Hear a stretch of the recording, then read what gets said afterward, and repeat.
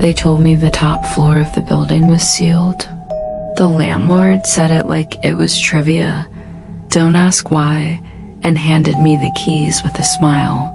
Asterisk, I'm Emily, 27, just moved into a century-old brownstone in Chicago because the rent made sense and the location was perfect for my freelance work. The place smelled like old paper and lemon oil. Asterisk, the first night I heard something above me, a soft dragging, like someone pulling a blanket across the floor. I told myself it was the building settling. I told myself a lot of things. But then, softly, a woman's voice breathed my name through the ceiling, and the hairs on my arms stood up like a warning. The sounds became a pattern at exactly 2:13 a.m.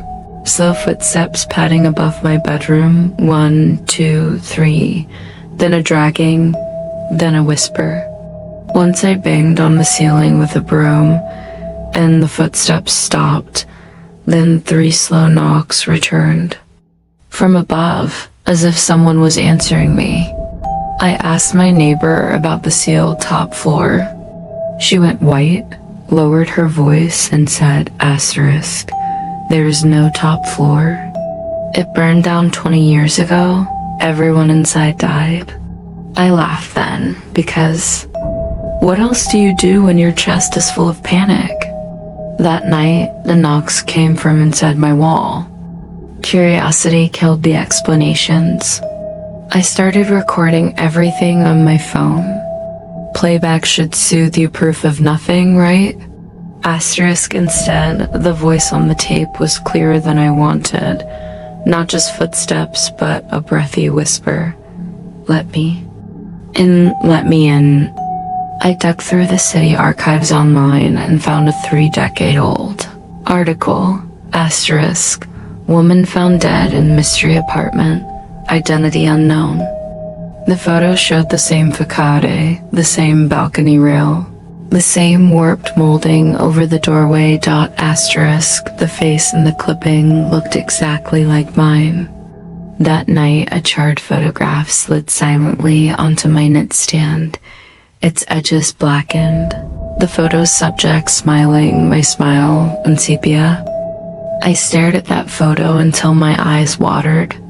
The apartment felt smaller, acoustic, every sound amplified, every creak a sentence. Asterisk, I stepped into the hallway and the air was thicker, tasting faintly of smoke. My bedroom door opened by itself. In the doorway, a shadow moved like smoke and then was gone. Asterisk, I called the landlord again. His number rang and rang. On the wall opposite the kitchen, a hairline crack split and webbed outward like a spider's. Map. At 2:13 a.m., the hallway light hummed, and the mirror at the far end fogged from the inside out, as if someone had been standing too close on the other side. Panic pushed me up the sealed staircase I'd been told never to use. The stairs were cold and narrow, each step complaining under my weight. Asterisk, at the top, a door hung crooked, blackened along the frame. When I set a hand on it, the world flipped. Dizziness like falling sideways, and suddenly, I was standing in a room that wasn't my building anymore. Wallpaper peeled away like old scabs, the air thick with heat, and flames reflected everywhere, though the place itself wasn't burning. Where I stood, a woman screamed an animal sound of surprise and terror, and I felt the sting of smoke in my throat. The screaming turned my stomach cold when she turned her face toward me. It was my face, asterisk, my hair, my mouth, the exact slope of my nose, only she was charred and wild, panic bleeding from her eyes. She reached for me with scrap-stitched hands and whispered, asterisk, you left me here. The smoke swelled until it filled my lungs, but I couldn't move. Her lips shaped another sentence that slid into me like a key. Asterisk, now you'll stay.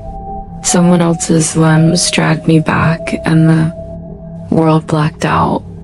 I woke in my own hallway at dawn, sit on my palms, and the taste of copper in my mouth. The front door opened without fight.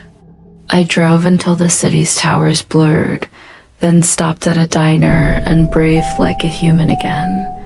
Asterisk at home mirrors had thin hairline cracks radiating from invisible centers. Tonight I checked the calendar on the wall because something in my chest told me to, and the date read August 12th, 2003. Asterisk, my phone was gone. Above me, slow soft footsteps traced the ceiling.